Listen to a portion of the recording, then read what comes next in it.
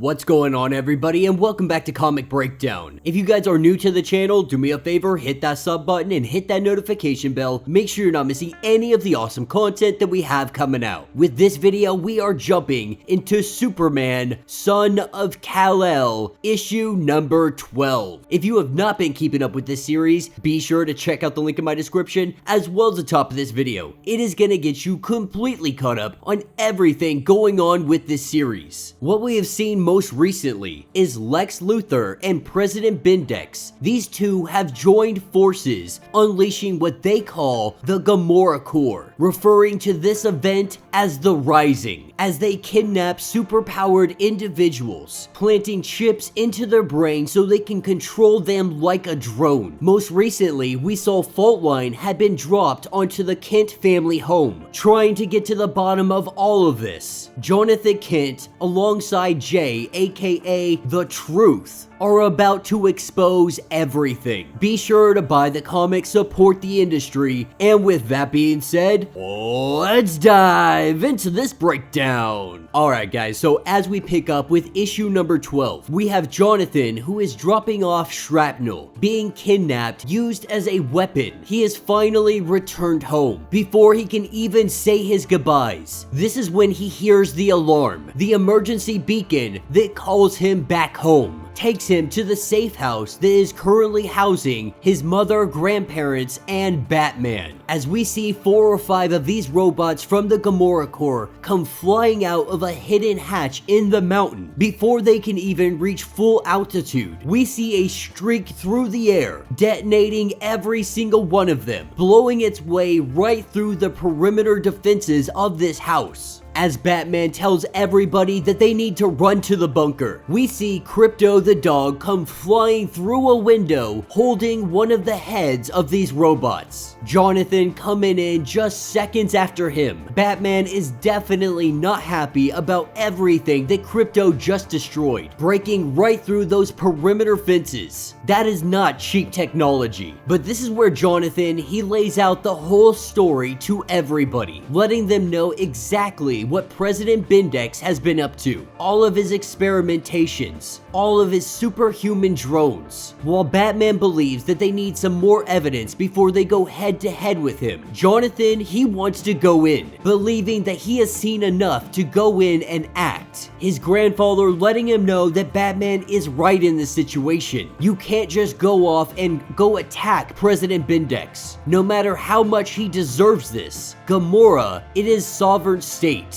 But Batman does know that Lex Luthor is working with him, and while he might not willingly give up some information, Batman thinks that he might be able to break into LexCorp. Jonathan lets it be known that they might not have to. Taking us to LexCorp, we pick up with Lex Luthor and Dick Grayson. Now, Lex Luthor, he has been trying to get this little meeting for quite some time, after Dick Grayson really more or less gave away Alfred Pennyworth's wealth, created what he is calling Haven, and you can read all about that in the Nightwing series. And so, getting access to Lex Luthor, the two of them, they go up to the very top floor. They have their meeting, they have their drinks, and this is where Dick Grayson is able to plant a listening device inside of Lex Luthor's room. And while Dick Grayson having conversation, he does bring up this Gamorra program, because Dick Grayson has had multiple assassination attempts, thinking maybe he needs a little bit of muscle. Lex Luthor lets him know that he is not needed for that program.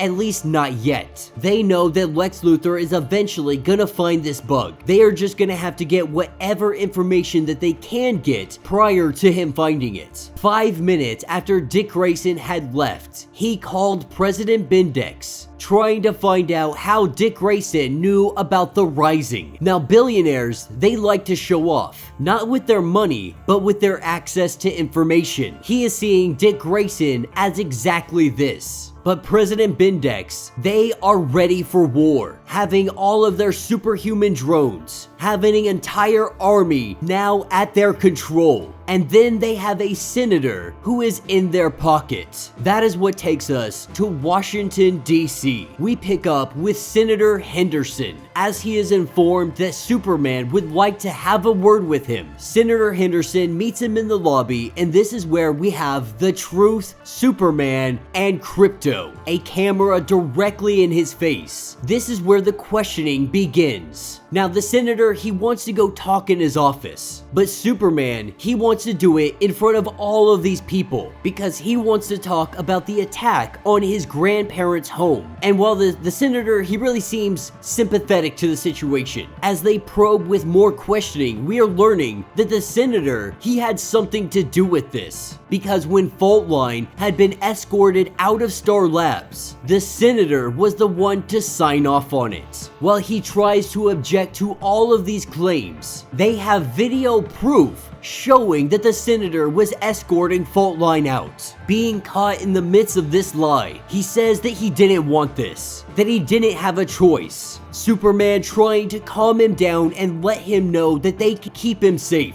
This is when Krypto, he smells something funny. Without skipping a beat, he uses his heat vision and he blasts the senator right through the freaking building. Jonathan doing everything he can to hold back Krypto, rushing over to the senator. He is lying on the ground, smoke coming up from his chest, thinking that Krypto just killed a freaking US senator. This is when the tentacle comes up and it grabs hold of Superman. We see the transformation, our senator turning into a giant squid, a titan of a monster that is destroying everything in its path. This is because he is now being piloted by President Bendix, with Krypto and Superman doing everything they can to hold back this beast. This is where Jay decides that he is gonna try and do something. Using his abilities, he is able to phase through this creature, phase himself all the way to the center, to the brain. Going inside here, this is where he is able to pull out the chip that is controlling the senator. But as he comes out of this giant freaking squid, he doesn't realize that his mask is off his face. His identity is now known to the world. The truth is no longer anonymous. And that is when the nightmare begins. And that will be the end of this issue. So let me know what you guys think down in the comments. Definitely a little bit quicker than I would have liked it to be. Not a whole lot of substance going on in this comic. Really them just telling Batman what's going on. And then going after the senator who may be a link to all of this. May be the evidence they need to go directly for President Bendix. Always love when they throw in Krypto the dog. With the movie coming up, you know, it's been heavily promoted. So of course, we're gonna see a little bit of Krypto and Bat Hound, all the other good ones inside the comics here in the next few issues. The biggest takeaway from all of this is Jay Identity is now out there to the world. He had bargained off of staying anonymous, off of nobody knowing who he is, so he is able to track down the facts without people coming for him. But that has all changed. And still in the background, we have President Bendix and Lex Luthor. They are weaving their web. The Rising is already on the way, and that means there is no room for superheroes. Let me know your thoughts. Let me know your theories. If you would like to support the channel, you can always do so by hitting the Super Thanks button. This button will let you donate directly to the channel, and every single little bit helps us out. Now, if you can't do that, do me a favor, hit that sub button, hit that notification bell, make sure you like this video, and until the next breakdown.